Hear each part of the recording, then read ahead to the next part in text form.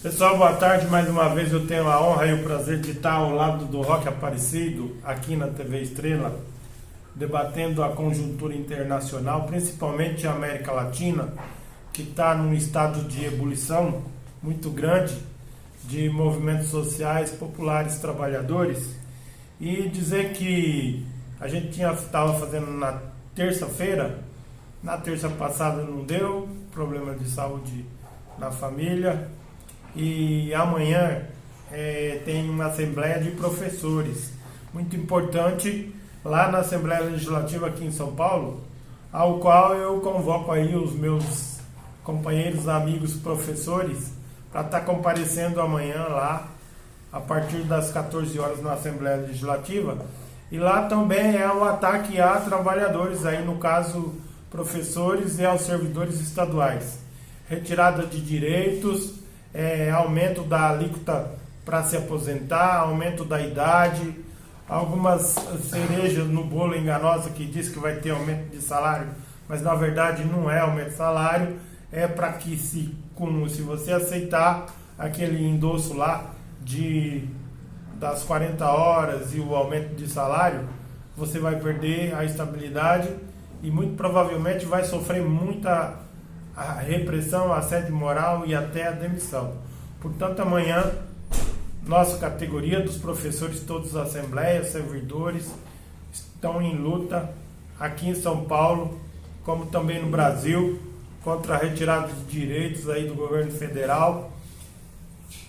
Estamos na luta. E com o Roque Aparecido, nós vamos debater América Latina, e Brasil também, Congresso do PT, foi maravilhoso. E aí eu passo para você falar um pouquinho. O Roque Aparecido tem um currículo internacional riquíssimo, já viveu muito tempo fora do Brasil como militante. Quiser falar um segundinho a respeito disso, a gente já falou nas outras lives, mas é sempre importante repetir, e aí a gente entra no assunto principal, que é Chile, agora Colômbia, depois Venezuela, não é Bolívia, Venezuela também. E vamos debater um pouco da América Latina aqui, essa ebulição toda aí. Com você então, boa tarde, prazer em ter você mais uma vez aqui na TV Estrela. Boa tarde, Onésimo, boa tarde a todos os ouvintes. Para mim é um prazer também estar mais uma vez aqui na Estrela, para falar sobre esse mundo no qual eu vivi durante um bom tempo, a América Latina, né? Afinal de contas, morei no Chile de 71 a 73, na experiência do governo Allende, participando ativamente do processo lá até o golpe do Pinochet. E depois de 94 a 2001, eu fui secretário regional para a América Latina e Caribe da Federação Internacional de Sindicatos da Química, Energia e Minas, vivendo então uma boa parte do tempo aí pelos países da América Latina. Inclusive na Colômbia, que está se iniciando todo um processo de sublevação social bastante grande, estive lá durante 3 meses realizando uma pesquisa sobre os sindicatos petroleiros da Colômbia. E hoje, quinta-feira, dia 21, quinta-feira passada, a gente viu o início de um processo que está, de certa forma, seguindo mais ou menos a mesma trilha que vem seguindo o povo chileno.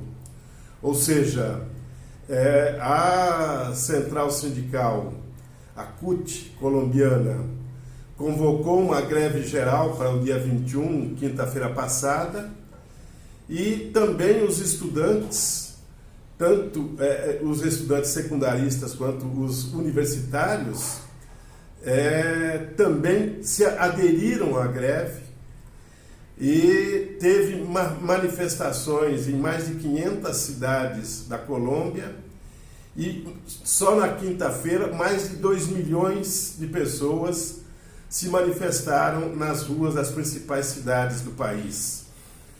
e uma característica que eu estava dizendo muito semelhante à do Chile, porque não é uma coisa operária, não é uma coisa estudantil, é uma sublevação social englobando todas as categorias de trabalhadores, todas as idades, todas as raças, enfim, o conjunto da população. E esse movimento que se iniciou na quinta-feira não parou mais. Enfim, sexta-feira, sábado, fortes, grandes manifestações. Hoje, convocada nova greve geral, ainda não sei exatamente o que está acontecendo lá, mas com certeza, novamente, grandes mobilizações.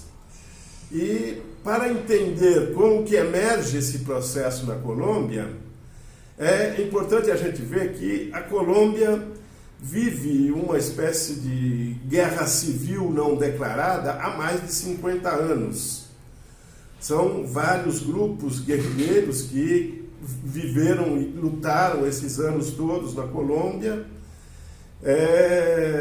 No final já do século passado, começo deste século, por exemplo, as Forças Armadas Revolucionárias da Colômbia controlavam uma parte importante do país, das montanhas colombianas, certo?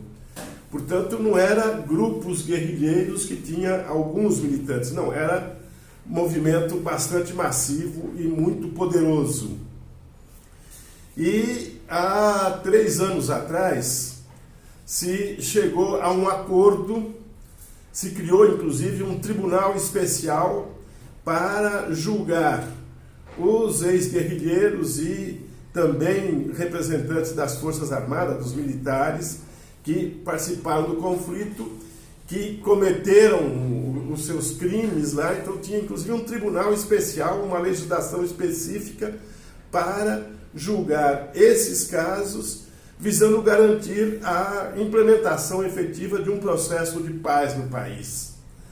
Porém, com o boicote, especialmente dos uribistas, o ex-presidente Uribe, que atualmente é senador e que é talvez o principal líder dos setores mais de direita na Colômbia, torpedeando esse processo de acordo, finalmente tem conflitos em várias partes do país ainda, mas o acordo continuava avançando.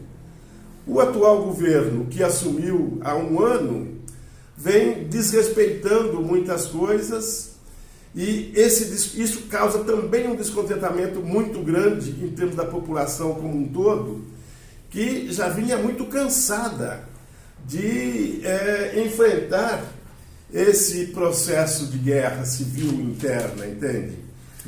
Se calcula que nos últimos 50 anos, pelo menos 250 mil pessoas morreram nesses conflitos, 1.000 colombianos que morreram nesse conflito.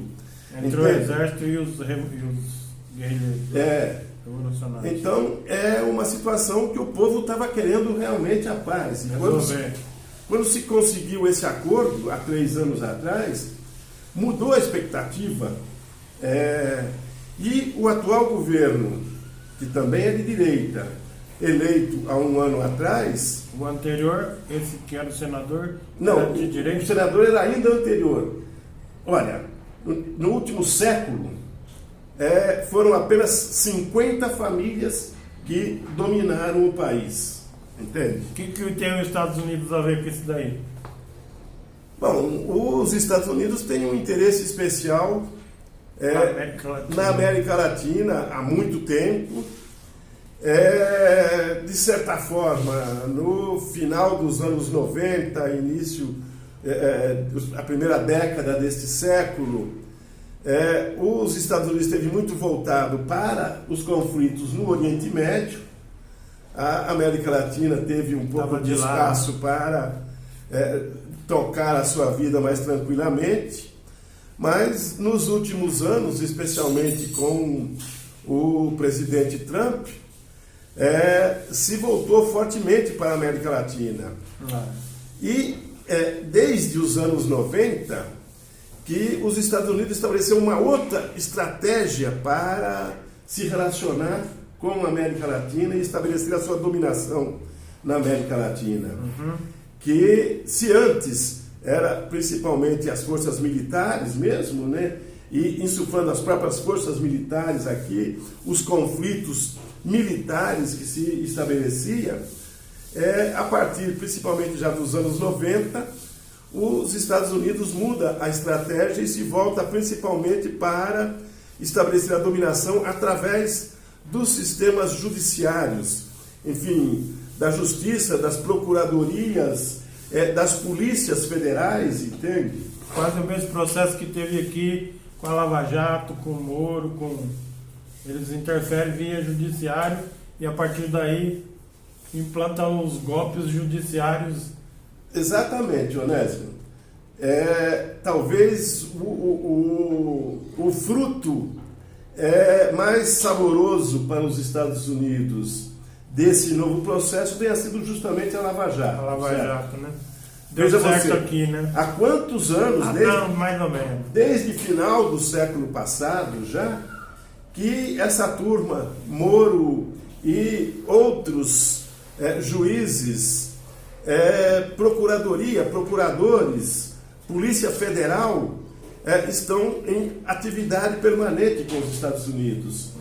Inclusive, estabelecendo convênios e acordos diretos com o Departamento de Justiça dos Estados Unidos e Ministério aqui, sem passar diretamente pelo governo, pela Presidência da República, sem passar pelo Congresso Nacional, certo? Sim. São esses tipos de acordo que, por exemplo, aqui no Brasil, possibilitou aqui os americanos pudessem estabelecer uma multa de 10 bilhões de dólares contra a Petrobras, porque a Petrobras teria praticado corrupção e a Petrobras tem posses nos Estados Unidos, então os Estados Unidos podem processar e multar como bem entender a empresa. E diga de passagem que nesse momento o presidente era o parente, né? Que antes de concluir o processo lá, ele já antecipou o pagamento dos 10 bilhões para os Estados Unidos, entende? Então a canalice já vem de algum tempo aqui, essa articulação direta com os Estados Unidos, e é o que a gente está vendo, inclusive em toda a América Latina hoje, né? Sim. De certa forma, o grande estrategista nesse sentido, da extrema-direita mesmo, o Steve Bannon, tem orientado diretamente não só o processo eleitoral na campanha de Bolsonaro aqui no Brasil, como o próprio golpe na Bolívia também, enfim, está presente por todos os lados, entende?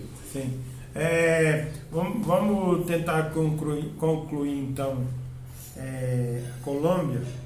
E o interesse dos Estados Unidos é sempre o mesmo, né? A dominação, a extração de riqueza mineral, sempre da maneira mais barata, sempre tomando as riquezas, tomando o direito do povo, rebaixando o salário, tirando aposentadoria, muito parecido com o que está acontecendo aqui no Brasil. Muito provavelmente é isso que está acontecendo lá na Colômbia. E aí, eu queria que você encerrasse Colômbia, a gente passa para o Chile, depois vamos dar uma passada na Bolívia, Uruguai, terminar com o Congresso e terminar, você tem uma reunião hoje com um debate com o Celso Amorim. Certo. Aí a gente convida quem quiser ir no debate, dá tempo de pegar o debate ainda hoje à noite. Perfeito. Então vamos lá, concluindo então Colômbia e vamos passar para o Chile, ver o que tem lá no Chile de novidade, infelizmente ruim nesse momento. Nada que não possa ser revertido com luta do trabalhador, né? Mas concluir Colômbia e vamos passar para o Chile.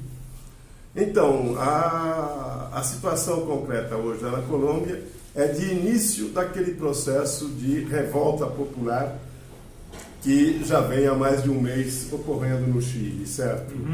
Todos os setores da população envolvidos nesse protesto contra o governo, contra as políticas neoliberais, concretamente as medidas que o governo estava propondo agora, o governo colombiano, implicava numa reforma trabalhista, mais ou menos como aconteceu aqui, numa reforma da Previdência, como aconteceu aqui. Por isso, os sindicatos convocaram essa greve geral que desencadeou esse processo.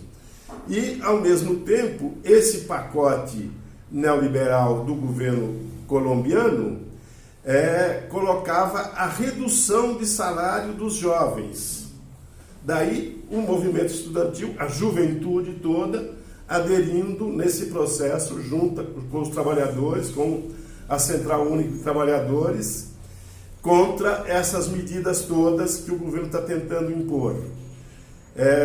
E lá no Chile também começou com um processo de aumento de passagens de metrô, certo?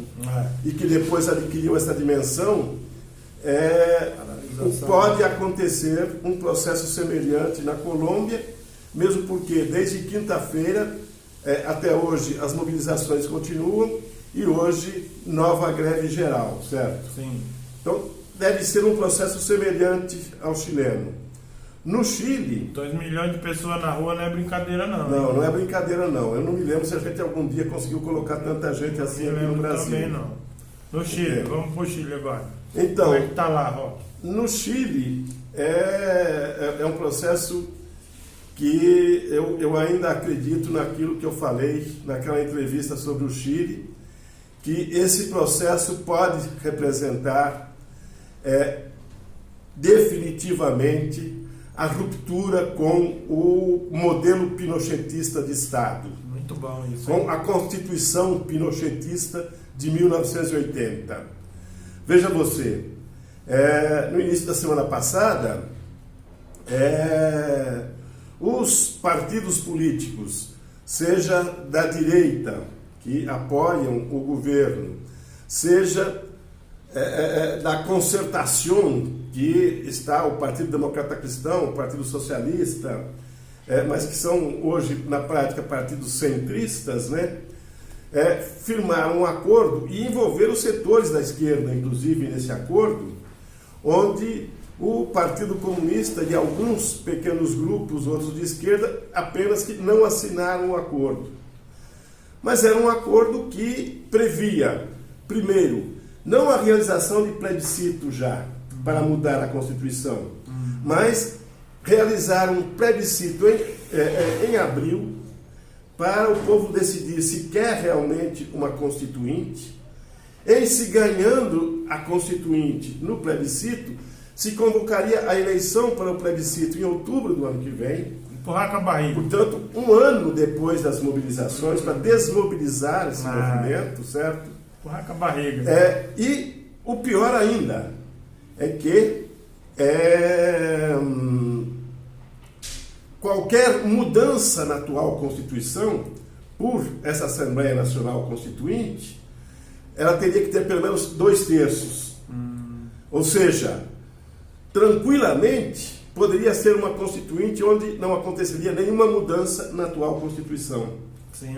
Então, e ainda uma outra cláusula que diz que o atual presidente, o Piñera, não poderia ser processado pelos crimes que ele está cometendo na violência do Estado contra os manifestantes atualmente, onde já tem mais de 200 cegos por ação direta do policial no olho dos manifestantes. Eles estão atirando com bala de borracha no olho, né? Bala de borracha no olho. Para cegar. Tem gente que perdeu os dois e tem gente que perdeu. Teve, se não me engano, 16, uma coisa assim, que perderam os 2 olhos, e 200 e tantos que estão cegos de um olho, pelo menos. Certo? É muito absurdo. Então, é uma coisa muito absurda. Tem dezenas e dezenas de jovens meninas que foram presas e estupradas pelos policiais, entende?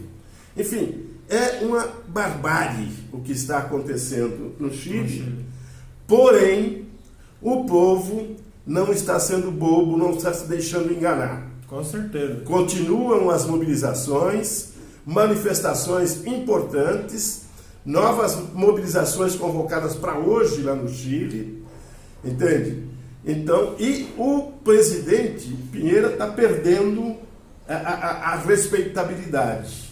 Quero ver na cadeia. Semana passada ele fez um discurso que queria colocar tudo em ordem, né? Normalmente, há um tempo atrás, os discursos dele tinham uma enorme repercussão na imprensa, etc. E o da semana passada já não teve nenhuma repercussão. Entende? Então, o desgaste do presidente junto aos setores conservadores, inclusive, que o apoiavam até recentemente. Muito então, bom. Não sabemos exatamente ainda como vai finalizar isso, mas com certeza é a primeira vez que realmente o povo chileno está botando em xeque o Estado pinochetista. E é importante, hein? É o povo, porque há 90% dos partidos políticos assinaram o acordo, estariam apoiando o acordo que foi assinado semana passada. E é o povo que não aceita, entende? Tirando da reta, né? Porque então, o povo não aceita. Isso é uma lição muito importante, porque esse é um processo. No Brasil, inclusive. Esse é um processo que está acontecendo não só na América Latina, inclusive, do povo não suportar mais e não obedecer mais às suas chamadas lideranças políticas e ir para a ofensiva, entende? Muito bom. Então, acho que é importante, inclusive, a esquerda tomar consciência disso e ver bem como que vai conduzir esse processo, inclusive aqui no Brasil. Com certeza. Vamos passar para a Bolívia agora. Bolívia é um processo um pouco diferente. A eleição, o Evo Morales ganhou a eleição e tomou um golpe. Lá na Bolívia havia crescimento econômico, a população indígena era que tomava as rédeas, o minério nacional, o gás, aquele que faz bateria lá, como que é o nome dele? O lítio. O lítio, estava tudo dominado pelo povo chileno e isso se revertia em benefício do próprio povo boliviano. Sim. Eu falei chileno. Boliviano. E aí, lá teve o golpe e eu queria que você falasse como é que está lá nos dias de hoje a situação do povo boliviano. E o que você tem de novidades aí? O povo boliviano também continua nas ruas. Isso importante. Não aceita o golpe. Não aceita o golpe. Agora lá tem um pouco esse mesmo problema, né? Que grande parte da população continua nas ruas exigindo a volta de Evo Morales, que naturalmente o seu governo terminaria em janeiro do ano que vem, certo? E inclusive ele já tinha aceitado fazer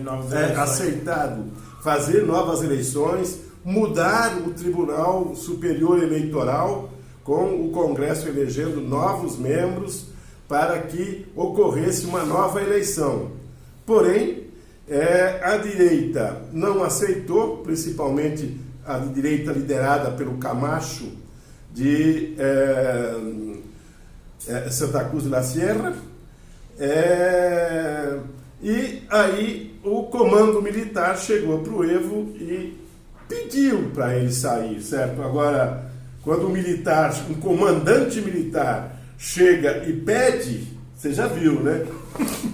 Não é fácil. Pede com a 12 na cabeça. Então, né? o golpe se deu interrompendo o mandato de Evo Morales, o mandato para o qual ele estava governando legitimamente, certo?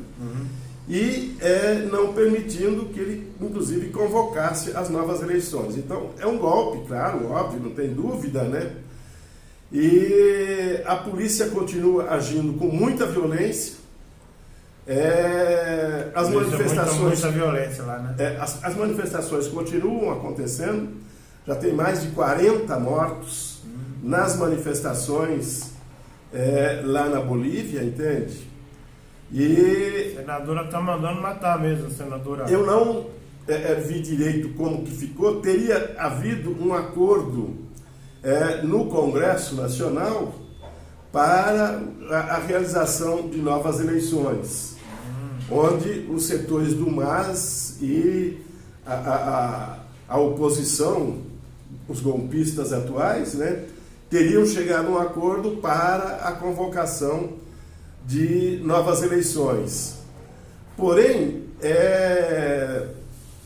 a violência continua e a repressão continua, e o cerco, a interrupção do tráfico nas principais autoestradas do país continuam também. Enfim, tampouco a gente sabe como que vai concluir esse processo, mas o importante é que o povo não está aceitando a vitória do golpe. Opa, mesmo porque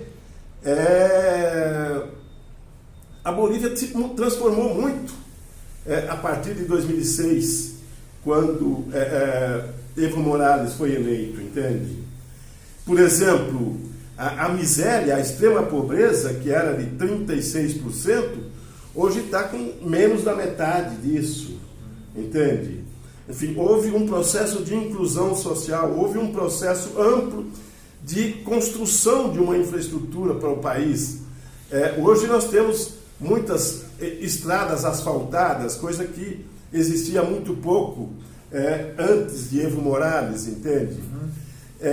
Enquanto que empresas multinacionais apenas que controlam a produção do lítio em outros países, na Bolívia, onde tem a maior concentração de lítio do mundo, está sendo explorada por empresas nacionais, entende? Ah, sim, claro. Enfim, todo o benefício ficando para os bolivianos e não voando para o mundo afora. Daí para o crescimento econômico de 5% ao ano sim, e tal. Sim. Era tudo voltado para o próprio povo, né?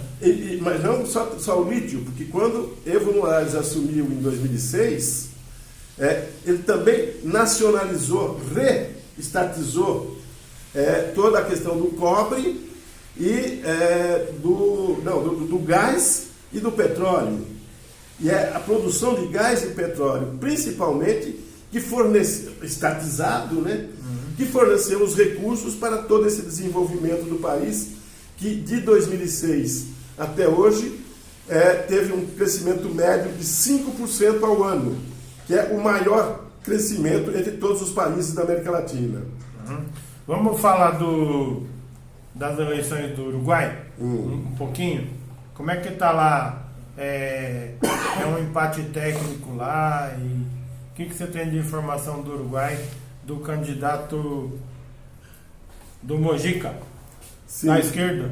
Então, no Uruguai, até que está tendo uma coisa importante, as pesquisas previam uma diferença maior com a vitória do candidato da direita, certo? As pesquisas previam, porém, as urnas colocaram praticamente um empate técnico. Enfim, a diferença final vai ficar em torno de 20 mil votos, entende? Que não é nada para uma eleição presidencial no país, certo? Então São Paulo teve uma assim. Pois um processo muito acirrado de disputa. Em Montevidéu, a Frente Ampla ganhou amplamente, com mais de 60%. Porém, os votos, a vitória da direita veio basicamente do interior. Claro, com 40 e tantos por cento na capital também, mas a vitória foi assegurada pelas cidades, pela população do interior. E eu digo assegurada porque a diferença está em torno de 20 e poucos mil votos e tem 30 mil votos que ainda está sendo recontado, certo? Então, seria impossível praticamente que a Frente Ampla tivesse o total desses votos que estão sendo recontados. Então, por isso que a própria Frente Ampla já está com 97, 98% dos votos apurados, já reconhecendo a vitória da direita. O próprio Pepe também. Sim, o próprio Pepe Mujica ontem à noite deu uma entrevista, né, dizendo que, bom, a democracia é isso, Democracia. ganha, mas num outro momento perde também para ganhar novamente num segundo momento, enfim. A democracia não é apenas uma sucessão de vitórias. Com certeza. Então, E a gente sabe que nós sabemos bem disso, né? Então, o importante agora, diz Pepe Mujica, é entender-se muito claramente quais foram os erros cometidos que levou a esquerda a perder apoio lá no Uruguai, certo? Entendi. E ele volta a repetir aquela máxima que ele já falou em outras vezes, inclusive referindo-se à situação aqui no Brasil, né? Que a esquerda está conseguindo criar muitos consumidores ao promover a inclusão social, porém não está formando cidadãos. Tem que ter consciência, né? Não é só consumir. Ele vê que esses foram erros cometidos pelo governo da Frente Ampla lá no Uruguai. Talvez no Brasil também, porque a gente criou uma nova classe média que foi no discurso da Globo, da elite, e criou essa divisão aí de classes, e agora tem muita gente voltando. Na hora que eu estava vindo para cá, eu vi um carrinheiro no meio da rua, mas eu já vi 2 carrinheiros, um domingo, hoje é segunda, né? Então eu vi um ontem e um hoje. Então aí teve um carrinheiro que eu vi, eu falei assim para minha namorada, falei, será que esse carrinheiro aí tem noção de que o governo que está promovendo ele, jogando ele para a rua, para ele virar de novo, catar papel, catar latinha? Os caras, às vezes, não têm o mínimo de consciência, né? Então a pobreza cresceu. O que o Mujica fala é isso daí, a gente não pode criar só consumidores, tem que criar também uma consciência política de tal maneira que o cara que subiu de classe, ele entenda que ele subiu de classe por uma promoção de políticas voltadas para que ele chegasse naquele nível de situação, ganhasse mais, tivesse a sua casa e etc e tal.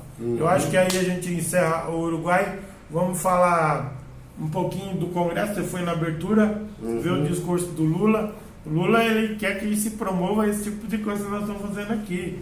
Eu gostei muito de ver, porque eu estou na luta na Folha Bancária Osasco, na Rádio Pop, aqui na TV Estrela. Nós estamos na luta há muito tempo, na estrada aí, tentando fazer esse tipo de comunicação. E agora ele falou que vai promover os blogs, os canais da internet, por menor que seja o canal. Quando ele falava, repercutia aqui fora, né? Você viu ele falando? Claro. Foi muito legal essa fala aí. Aí fala lá a impressão que você teve lá no Congresso, lá, como é que foi?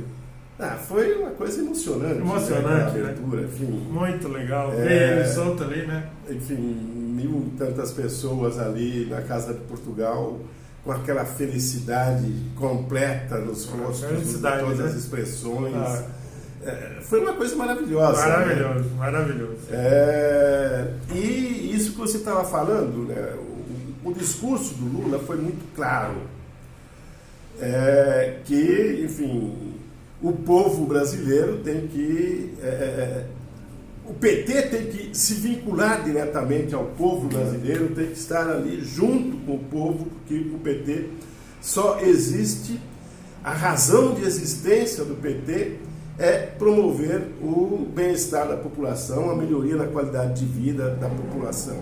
Desenvolvimento. E essa questão da formação de consumidores e não de cidadãos, eu acho que é uma questão que tem que ser melhor aprofundada, melhor compreendida, porque não se trata de formar cidadãos dando aulas teóricas. Não. Se trata de estabelecer uma nova relação com essa população. Com certeza. A minha experiência, inclusive, agora recentemente, o ano passado, este ano, lá na Bahia, trabalhando com os Conselhos Municipais de Desenvolvimento Sustentável e com os Conselhos de Desenvolvimento Territorial nos 27 territórios de identidade, fica muito claro, entende? Isso daí dá um programa, hein? É a participação, é na participação social, Sim. é no exercício do controle social sobre a gestão pública que a gente forma realmente cidadãos. Entende? Vamos fazer um desses aí. Vamos falar um dia só sobre isso.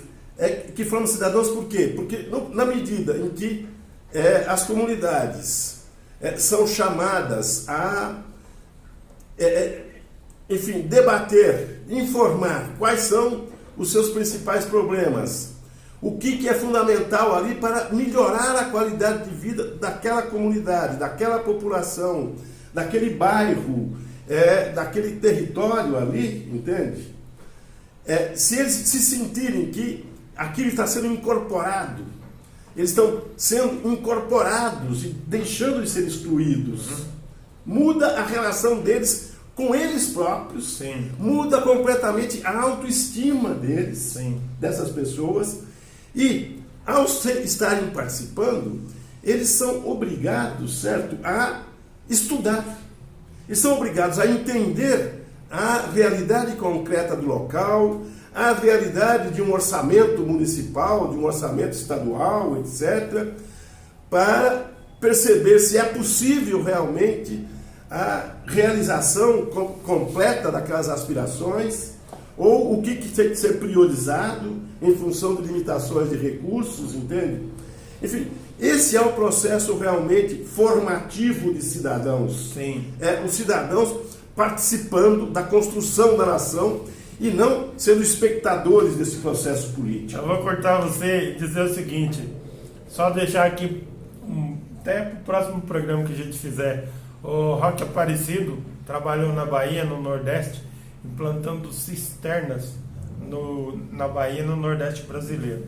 Isso aí é um tema que eu quero que você fale aqui na TV Estrela para nós aqui. Mas não dá para falar hoje. Fala do debate que você vai fazer com o Celso Amorim daqui a pouco. Onde vai ser e como vai ser? É um debate também justamente sobre a América Latina, né?